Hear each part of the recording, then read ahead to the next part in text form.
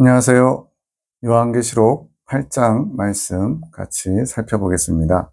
7장까지는 이제 대환란이 시작된 것이 아니고 6장에서 6째인까지 떼고 이제 7째인을 떼야 될 찰나에 7장에서 보충계시가 삽입돼서 대환란이 시작되기 바로 직전에 교회의 시대가 하나님 관점에서 두 부류의 성도를 추수하는 기간이다. 이것을 7장에서 보여주었습니다.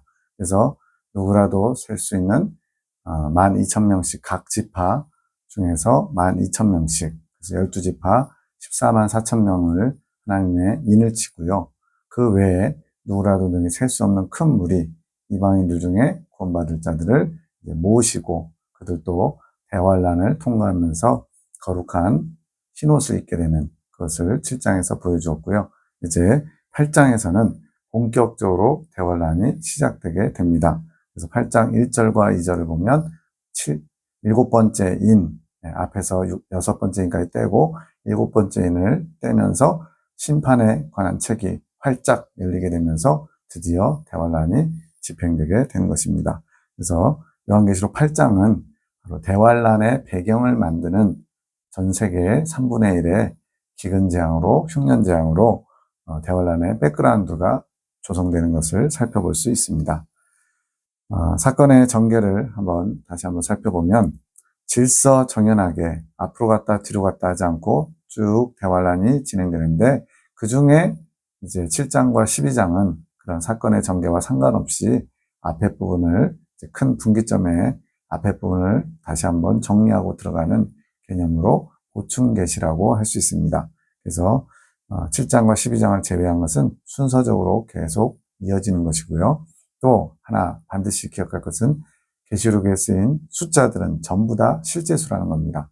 많은 사람들이 다 상징수로 풀면서 7은 완전수, 6은 불완전한 수, 이런 식으로 풀면서 계시록을 다 상상 속의 책, 여러 가지 상징들은 많이 나오지만 숫자만큼은 실제인데 다 상징수로 풀면서 계시록이 이제 현실적으로 오지 않는, 말 그대로 실제로 일어날 일이 아닌 하나님의 메시지를 전달하는 동화책이나 소설책처럼 그런 식으로 오늘날 계시록이 증거되고 있습니다.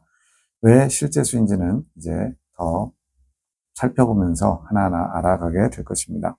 그래서 1장에서는 서론입니다. 인사말, 편지이기 때문에 인사말이 있고 예수님의 모습을 다양한 모습으로 설명하고 있고요. 2장과 3장은 이 편지의 대상인 소아시아 7개에 직접적으로 주는 메시지. 그런데 여기는 가장 마지막 부분에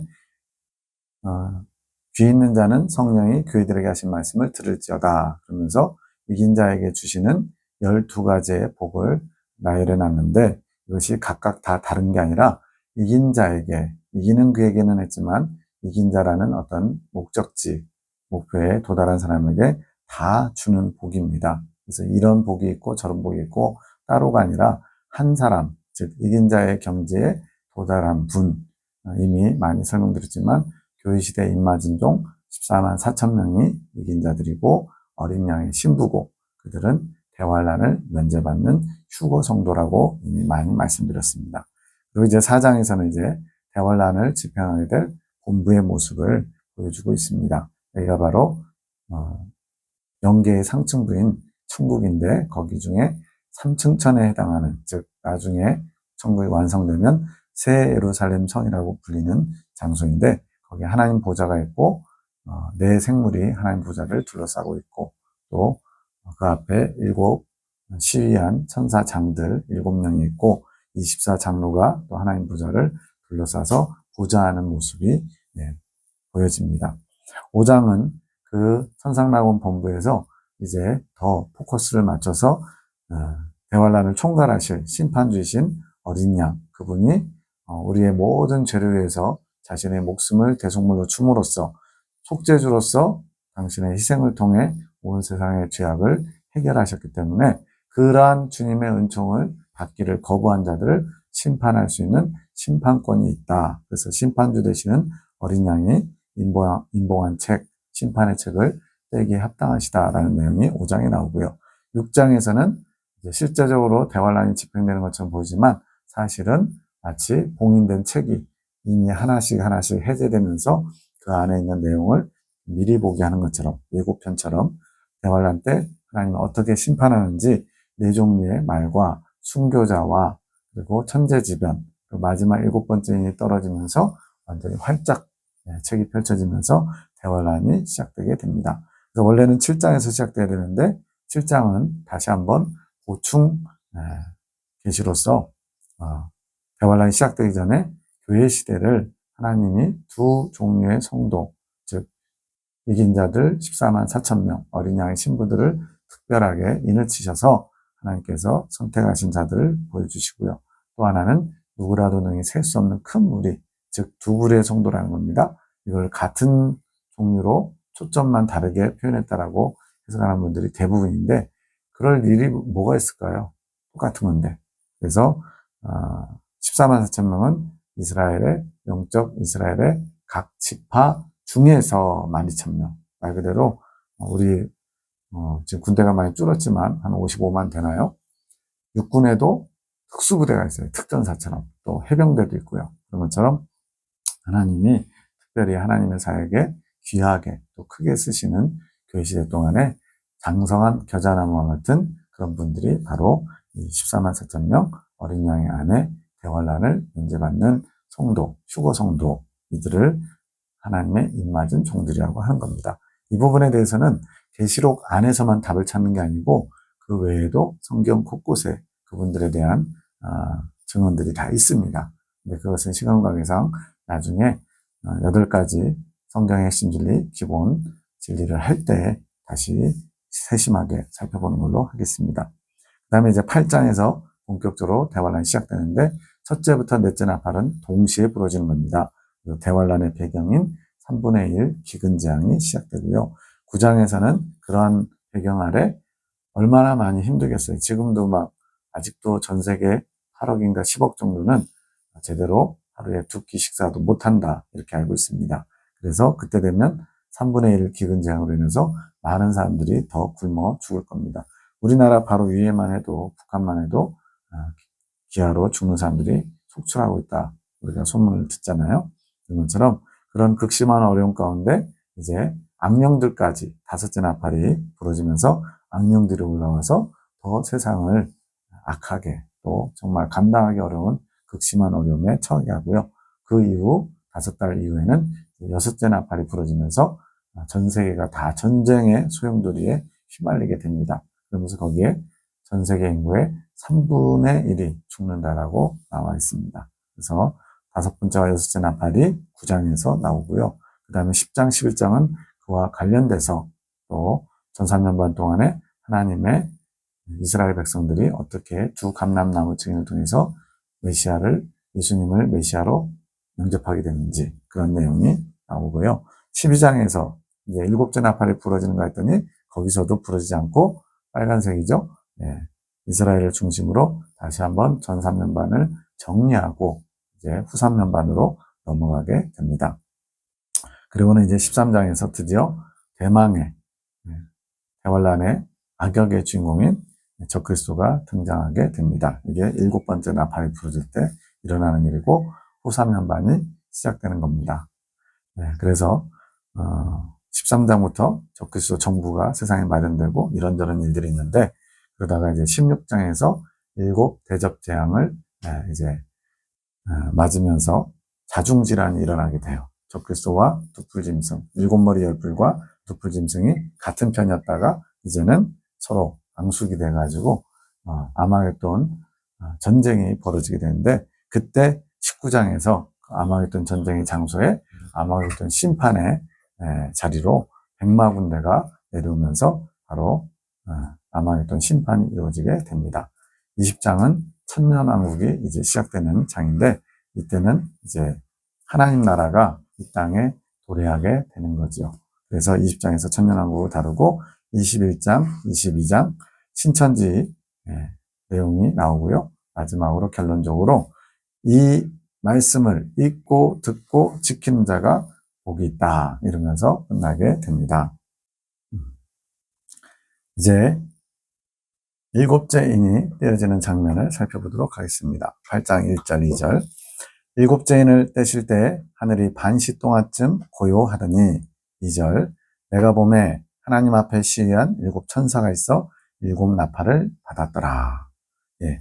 6장에서 6째 인까지 떨어지고 7장이 보충되시라서 삽입되어 있고 8장에서 드디어 7째 인을 떼어지면서 생명책을 봉인했던 것이 해제가 되는 겁니다. 말 그대로 완전히 해제가 돼서 자물쇠가 풀려서 그 내용을 펼쳐지게 되는 것이 8장 1절, 2절, 7째 인인 거예요.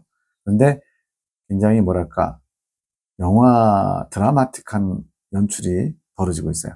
하늘이 반시 동안쯤 고요하더라.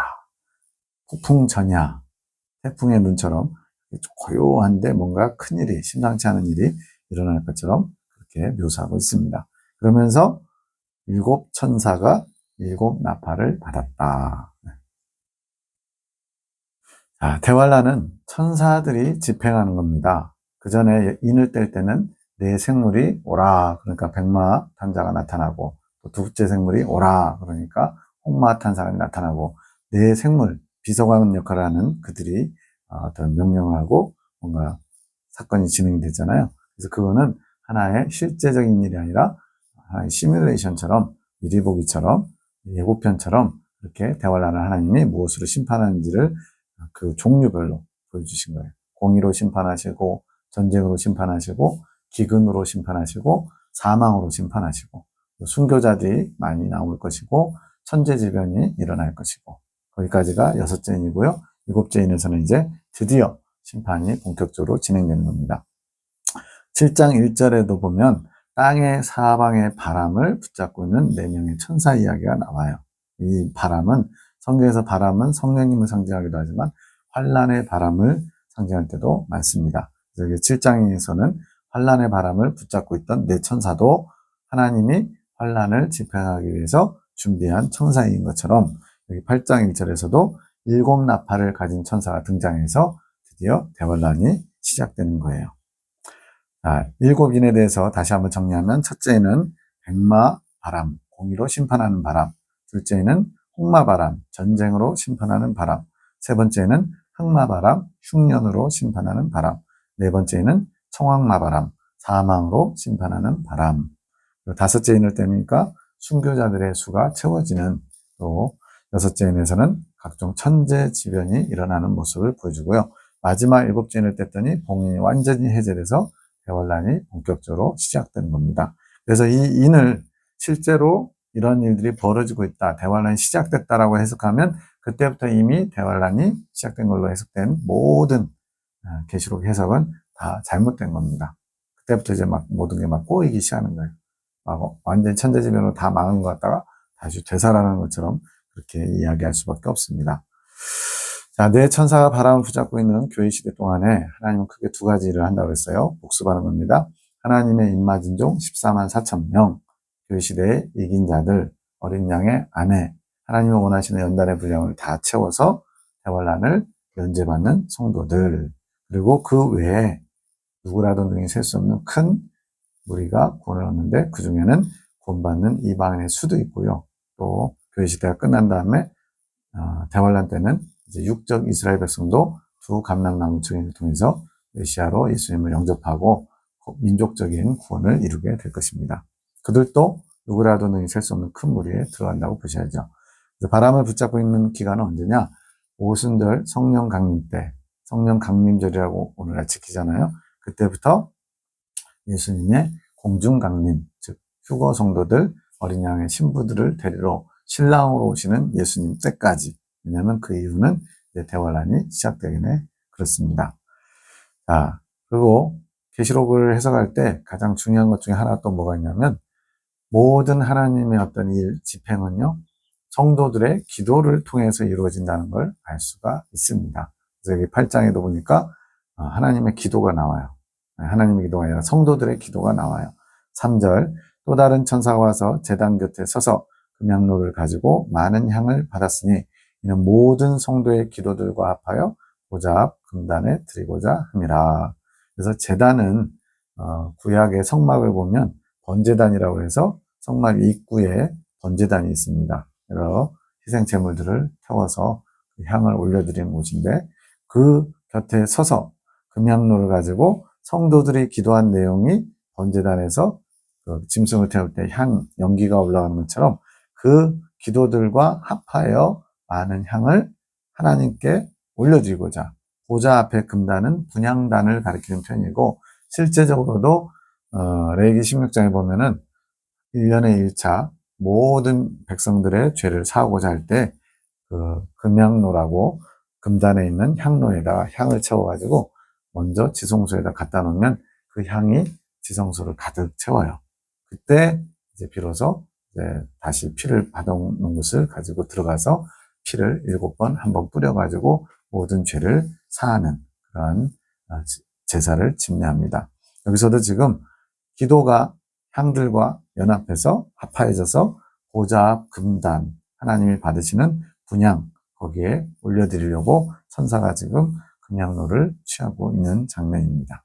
그래서 이 제단은 성전의 성막, 성소라고 불리는 성소와 지성소, 그 성소 바깥에 있는 놋제단, 번제단을 가리키는 거고요. 바로 성도들이 이 땅에 사는 동안에 기도하는 장소입니다. 그래서 우리는 지금 기도하면서도 내 기도를 지금 주님께 상달되고 있다라고 믿고 기도하는 분들도 있고요.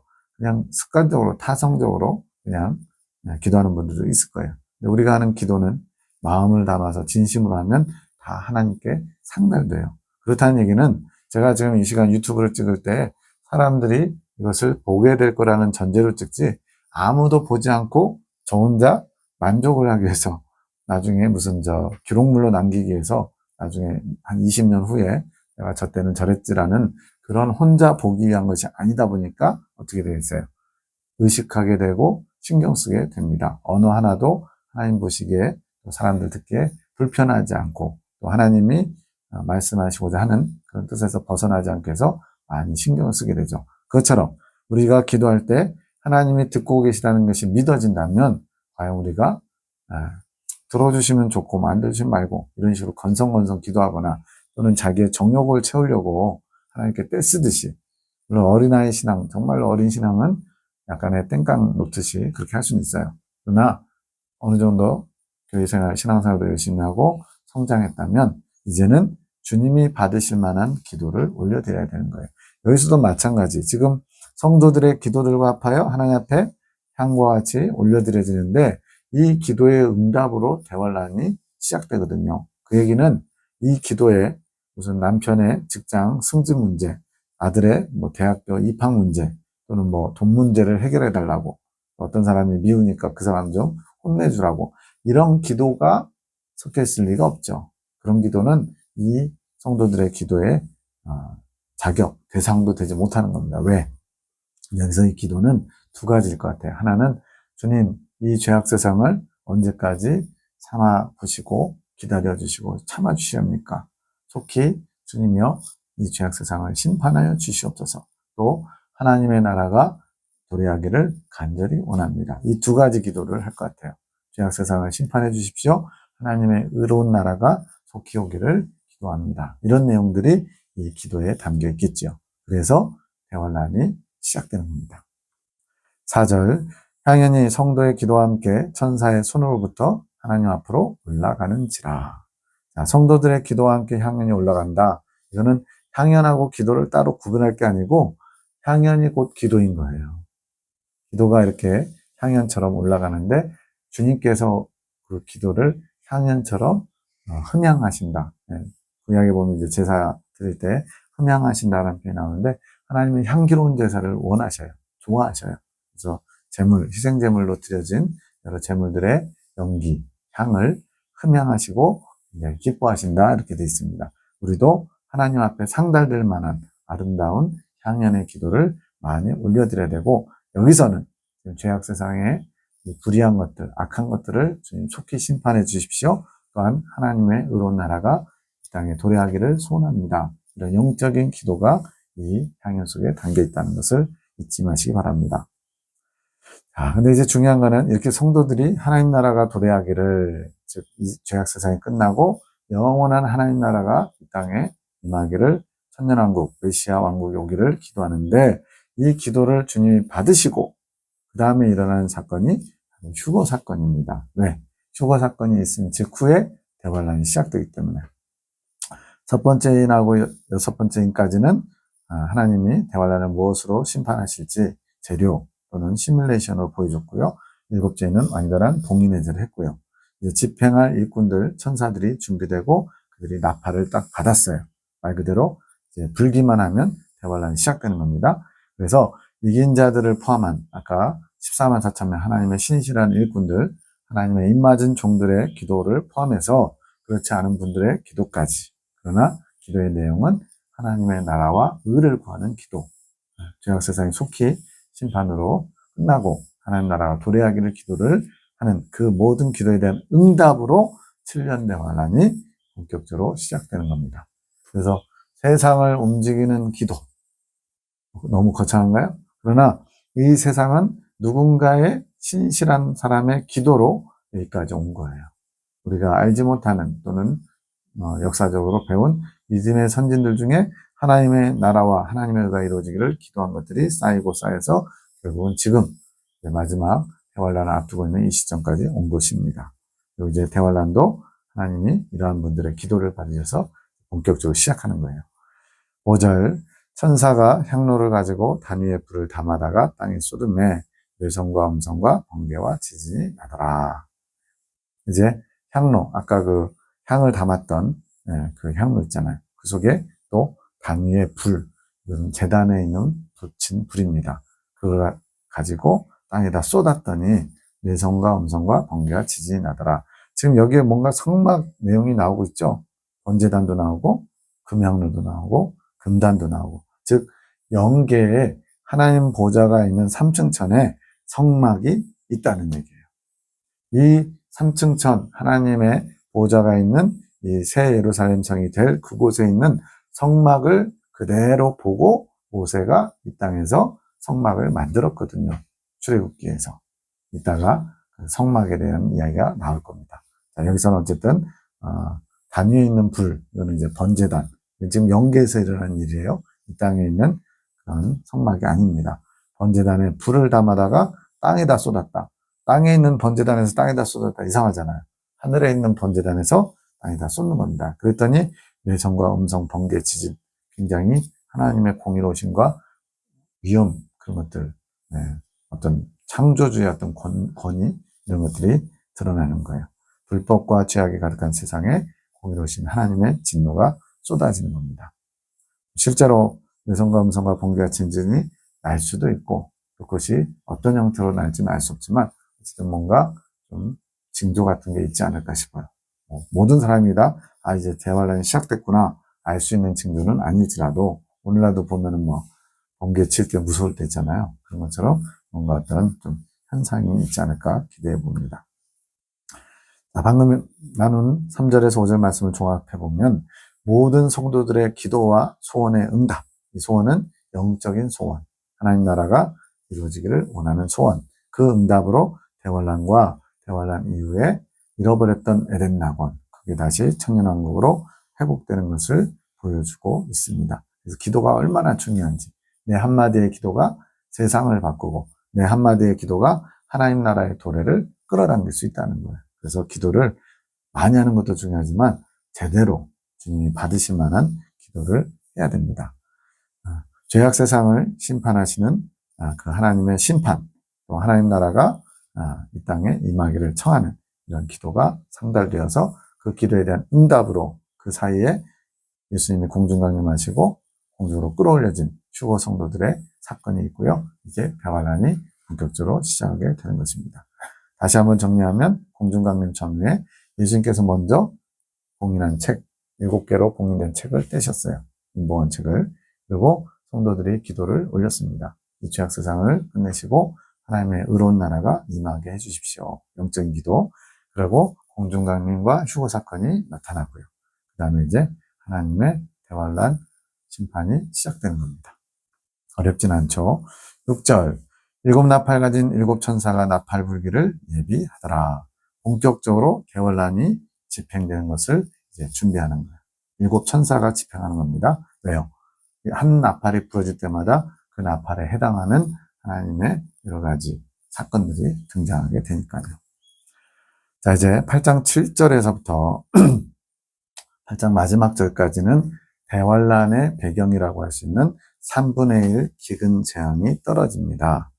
8장 7절부터 네 번째 나팔까지 이렇게 부러지게 돼요. 땅, 바다, 강, 하늘. 이게 나중에 뒤에 가면 이제 일곱 대접 재앙을 때릴 때도 16장에서 적그리스도 무리를 향해서 대접 재앙이 떨어지는데 이때도 순서는 똑같아요. 땅, 바다, 강, 하늘 이렇게 하나님께서 순서적으로 대접 재앙을 떨어뜨리십니다. 이제 여기서부터가 이제 전삼면반이 시작되는 거예요. 본격적으로 8장 7절부터 어디까지 가냐? 12장은 보충기시라고 그랬죠? 그래서 12장까지 보충기시 끝나면 이어 후삼면반 일곱째 나팔이 부러지면서 적그리스도가 등장하면서 적그리스도가 통치하는 세계 정부, 적그리스도가 자신을 메시아라고 드러내면서 본색을 드러내는 본격적인 영적인 탄압이 시작되는 때가 바로 후삼면반입니다. 첫째 나팔이 부러집니다. 7절. 첫째 천사가 나팔을 부니 피 섞인 오박과 불이 나서 땅에 쏟아짐에 땅의 3분의 1이 타서 사위고 수목의 3분의 1도 타서 사위고 각종 푸른 풀도 타서 사위더라. 졸면서 들으면 이제 무슨 사위가 이렇게 많이 나오나 할 수 있어요. 그런 사위가 아니고 타버린 겁니다. 근데 지금 보세요. 캐나다에서도 엄청난 산불이 있었고 미국에서도 엄청난 산불이 있었고 또 호주에서는 6개월 동안 산불이 나가지고요. 더 이상 어떻게 해볼 수 없는 우리나라 면적보다 더 넓은 면적이 탔어요. 22년도인가요? 근데 그게 며칠 만에 꺼졌어요. 어떻게 꺼졌냐? 그 뒤로 갑자기 폭우가 쏟아져가지고 며칠 동안 엄청난 폭우가 쏟아져서 도저히 사람의 능력으로는 산불을 잡을 수가 없었는데 하나님께서 그나마 마치 맛보기처럼 해서 폭우가 쏟아지면서 호주 산불이 잡혔어요. 6개월 동안 장장 탔으니까 얼마나 많이 탔겠어요. 우리나라 땅덩어리보다 더 넓은 면적이 탄 거예요. 근데 그것은 이제 시작입니다. 시작. 맛보기예요. 진짜가 되면 그런 산불 재앙도 있을 것이고요. 여러 가지 기근, 가뭄 이런 것 때문에 비가 적게 오고 지금도 한쪽은 가뭄, 한쪽은 홍수 막 이렇게 불균형 골고루 적당히 오면 제일 좋은데 그때 가면 비가 오는 것도 이제 지금보다 훨씬 적어질 것 같아요. 3분의 1의 기근이 흉년 재앙이 시작됩니다. 먼저는 땅의 3분의 1. 그래서 땅에 있는 나무와 풀 등이 가뭄으로 불에 탄 것처럼 바짝 말라가지고 식량난이 엄청나게 가중될 거예요. 마태복음 24장 7절에도 처처의 기근과 지진이 있으리니 이 모든 것이 끝이 아니라 재난의 시작이다. 지금 오늘날 세계 돌아가는 거 보면 뭐 엘니뇨 현상, 라니냐 현상, 기후재앙 이러고 있는데 그것은 사람들이 과학적으로 우리가 탄소를 많이 배출해서 그런다라고 생각하지만 사실은 그 이면에는 하나님의 때가 된 겁니다. 이 죄악 세상을 심판하실 때가 됐고 구원받는 수도 거의 다 찼다는 증거예요. 또 외시대 이긴 자들 어린 양의 신부 14만 4천도 거의 다 찼다는 얘기가 되고요. 믿거나 말거나 여러분들은 지금 믿는 사람이 훨씬 복됩니다. 왜? 그래야만 지금 몇 년 남았는지 10년 안에 어떤 일이 벌어질지 모르지만 그 남은 기간 동안 지금까지 살았던 거와는 다른 삶을 살아야 되기 때문에 지금은 마지막에 마지막 진짜 끝의 끝입니다. 대환란이 5년 안에 10년 안에 일어날 수 있는 그런 징조들이 많이 보이고 있습니다. 둘째 나팔이 부러집니다. 8절 둘째 천사가 나팔을 부니 불 붙는 큰 산과 같은 것이 바다에 던지우매 바다의 3분의 1이 피가 되고 바다 가운데 생명 가진 피조물들의 3분의 1이 죽고 그들의 3분의 1이 깨어지더라. 첫째 나팔은 땅의 3분의 1을 쳤어요. 이번에는 두 번째 나팔은 바다와 관련된 그래서 생명 가진 피조물들이 3분의 1이 죽는다. 여러분 땅에 살고 있는 생명체보다 바다에 살고 있는 생명체가 훨씬 더 많은 거 아시죠? 제가 듣기로는 바닷속에 있는 플랑크톤인가요? 그게 개체수로는 제일 많다고 들은 것 같아요. 근데 피조물들의 3분의 1이 죽는다는 건 뭐 어떻게 표현할 길이 없어요. 이거는 우리나라 뭐 좀 바다가 좀 덮여져가지고 그 차가운 바다에서 사는 뭐 이런 것들이 많이 없어졌다고 그러잖아요. 명태인가요? 오징어 이런 것들도 많이 없어지고 홍합도 이제 점점 없어질 거고 막 그런 식으로 얘기하잖아요. 열대어들이 지금 제주도 쪽에 발견되고 그러잖아요. 그런 것들과는 비교할 수 없는, 말 그대로 지금 바닷속에 생명체들이 3분의 1이 죽는데요. 여러 가지 현상으로. 지금 산호초도 지금 완전히 백화현상이라고 하나요? 하얗게 돼가지고 다 죽어간다고 그러잖아요. 그렇게 되면 물고기들의 서식처가 줄어들게 되고, 또 김양식이나 이런 것도 지금 굉장히 어렵게 되고 있어요. 배들의 3분의 1이 깨진다는 거는 잘 가던 배가 갑자기 깨질 수는 있죠. 파도가 많이 친다든가 어떤 해일 때문에. 근데 그런 개념보다는 여기서 배들의 3분의 1이 깨진다는 것은 어업이나 또는 무역업으로 굉장히 큰 배들이 많이 다니잖아요. 그런 배들이 3분의 1 정도가 침을 받아서 먹고 살기 어려워진다는 의미입니다. 그러니까 눈에 보이게 벼락이 떨어져서 배가 두동강 나고 이런 개념이 아니에요. 물론 그런 것도 포함되지만 여기서 배들의 3분의 1이 깨진다는 것은 배로 먹고 사는 사람들의 소득이 3분의 1이 주는, 즉 바다의 생산 또는 바다의 무역을 통해서 얻게 되는 것들이 망가진다는 얘기입니다. 지금 사우디아라비아 아래쪽에 예멘이라는 나라가 있는데 거기 보면 예멘 후티 반군이라고 뉴스에 자주 나오죠. 미국하고도 맞짱 뜹니다. 막 지나가는 배들 공격하고 심지어는 미국의 군함들도 공격해가지고 뉴스에 막 나오고 그래요. 그들이 왜 그렇게 말 그대로 까짝까짝 하냐면 거기를 통과해서 수에즈 운하, 이집트 옆에 있는 수에즈 운하를 통과하면 유럽으로 중동에서 넘어가는 것이 아시아에서 가든 아프리카에서 가든 어디서 가든 가까워요. 근데 거기를 만약 막아버리면, 봉쇄해버리면 아프리카 그 큰 대륙을 뺑 돌아서 오기 때문에 8,000km인가요? 그 정도를 돌아서 와야 되니까 경비도, 시간도 여러 가지로 많은 문제가 되죠. 그러니까 말 그대로 목을 이렇게 꽉 쥐고 있는 것처럼 얼마 되지도 않는 세력 가지고 큰 소리 치고 그러는 겁니다. 그런 것조차도 이렇게 하는데 이때 가면 바다 전체가 3분의 1 정도가 기능을 마비하고 또 마비되고 또 생명체들이 죽을 정도니까 지금하고는 비교할 수가 없겠죠. 세 번째 나팔이 부러집니다. 10절. 셋째 천사가 나팔을 부니 횃불같이 타는 큰 별이 하늘에서 떨어져 강들의 3분의 1과 여러 물샘에 떨어지니. 세 번째 나팔은 어디 떨어지냐면 강들과 여러 물샘. 쉽게 말하면 먹을 수 있는 물, 식수로 사용할 수 있는 또 농사를 짓거나 이런 용도로 쓸 수 있는 물들, 민물 부분에 떨어진다는 거예요. 11절. 이 별 이름은 쑥이라. 물들의 3분의 1이 쑥이 되매 그 물들이 쓰게 됨을 인하여 많은 사람이 죽더라. 지금 앞에서 바닷물 속에 피조물 3분의 1 죽는다는 얘기 했지만 사람들이 죽는다는 얘기 없었잖아요. 그러면 이 문장을 볼 때 땅, 바다, 지금 강이거든요. 그 앞에 그런 기근으로도 많은 사람이 죽는다는 걸 기본적으로 알 수가 있습니다. 지금 횃불같이 타는 큰 별이 하늘에서 떨어지는 걸 보게 될까요? 그렇지는 않을 것 같아요. 이건 상징적인 표현입니다. 별 이름은 쑥이다. 쑥덩어리가 떨어질까요? 얼마나 큰 쑥이 떨어져야지 전 세계에 있는 강물들이 다 쓰게 될까요? 이거는 이런 게 상징적인 거예요. 계시록은 상징적인 게 참 많습니다. 7머리, 10뿔, 2뿔, 짐승이라고 그러잖아요. 사람이에요. 근데 짐승이라고 표현했기 때문에 실제로 머리에 뿔난 사람이 아니고 상징적인 거예요. 그렇지만 숫자만큼은 실제 수 있는 그대로 144,666, 7 이런 것들은 그대로 받으셔야 되는 거예요. 그러나 이런 표현은 다 상징적인 게 많습니다. 그래서 실제로 커다란 별덩어리만한 그런 커다란 쑥이 떨어지는 게 아니고 그렇게 하나님이 강물이나 먹을 수 있는 물, 농업용수로 쓸 수 있는 물들을 다 망가뜨리시는 거예요. 얼마나? 3분의 1 정도.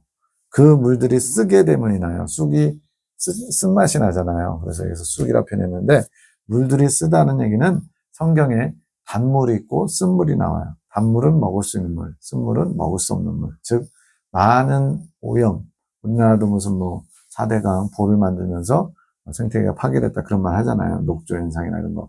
그런 거 비슷하게 생각하시면 될 것 같아요. 근데 그것이 인공적인 것보다는 전 세계적으로 일어나는 3분의 1의 큰 물, 식순환이 지금도 어려운데 지금 가뭄 때문에 얼마나 많은 사람들이 물을 구하기 위해서 난리인데 우리나라는 정말 형편이 좋은 겁니다.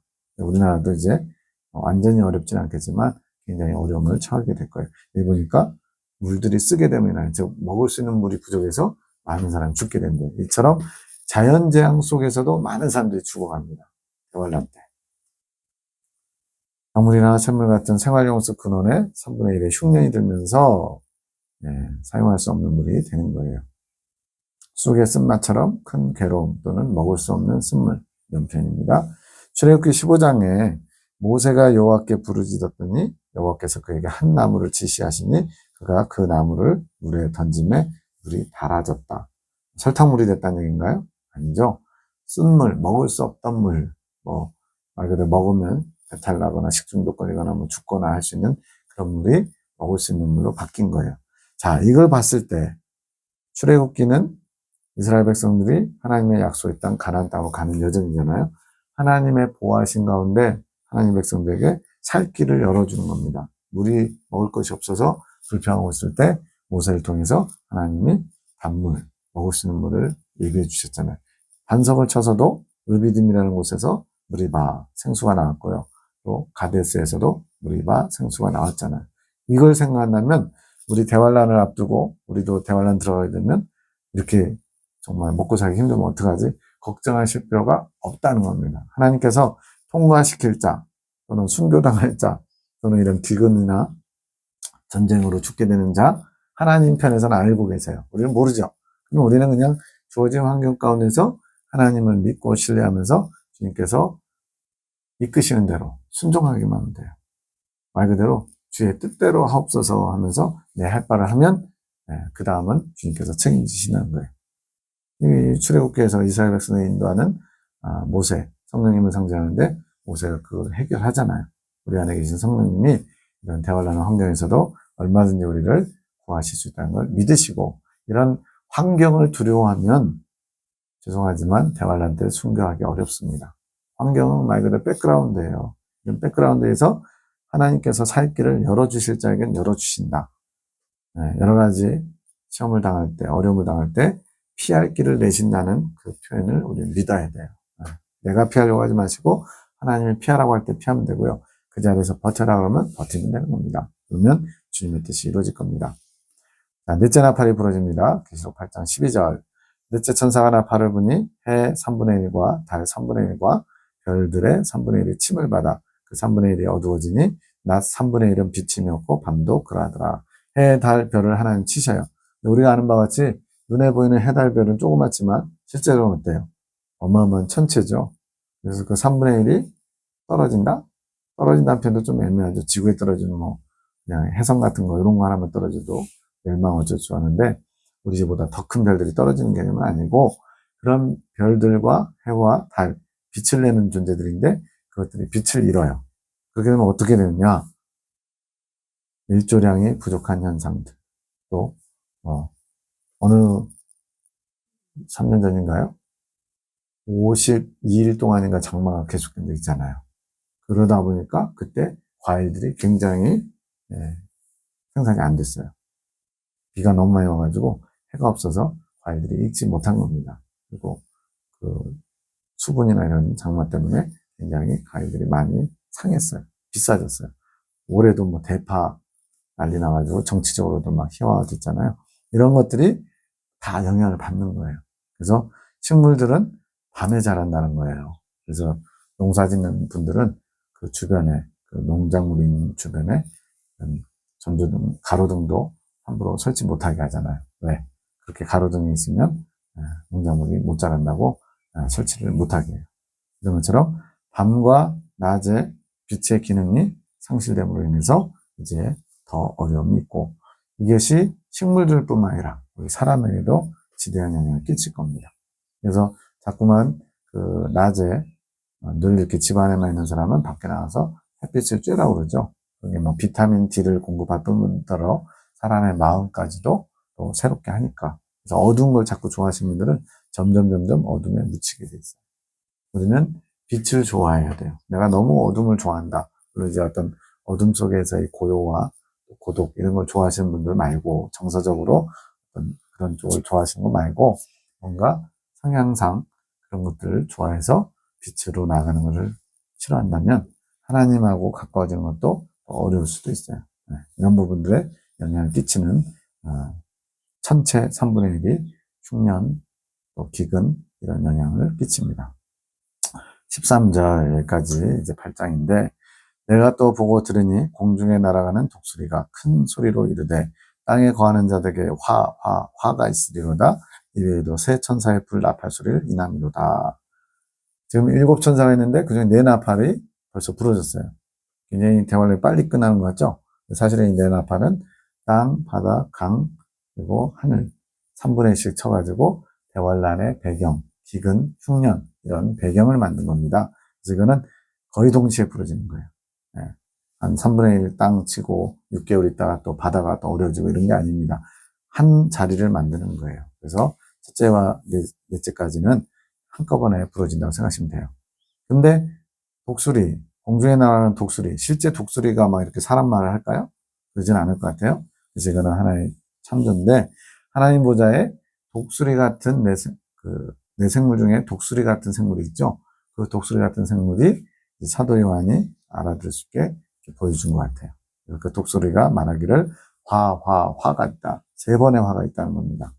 이 화가 밑에 나오는 새 천사의 부는 나팔과 연관되어 있다는 거죠. 그래서 첫째와 둘째와 셋째 화가 있게 됩니다. 그게 5째 나팔, 6째 나팔, 7째 나팔이에요. 근데 왜 여기다는 화를 붙였느냐? 앞에 있는 첫째부터 넷째까지는 진정한 화도 아니라는 거예요. 시작도 안 했다는 거예요. 그냥 배경만 만든 거지. 진정한 화는 5째 나팔부터. 그래서 심장이 쫄깃쫄깃해지죠? 네. 대환란은 얼핏 보면 무섭습니다. 그러나 자세히 들여다보면 소망의 측에 왜? 이 모든 것을 주관하신 분이 하나님이시고 우리 믿는 사람들을 죽이거나 망하는 데 목적이 아니라 하나님 나라에 들어갈 수 있도록 우리를 연단하셔서 정결케 하시는 목적을 가지고 보너스 기간으로 허락하신 것이 바로 대환란이기 때문에. 그리고 여기도 나오지만 세 차례화가 다 끝나면 내 나팔이 부러지고 나면 한 5년, 6년 정도 남는데 그 시간 동안이 지나면 이제 하나님 나라, 성령 그리스도 왕국이 이 땅에 도래합니다. 즉 죄악 세상의 모든 죄가 끝나게 되는 거예요. 그래서 소망의 책이라고 하는 것입니다. 이렇게 8장을 마치고 다음 장에서 뵙겠습니다. 감사합니다.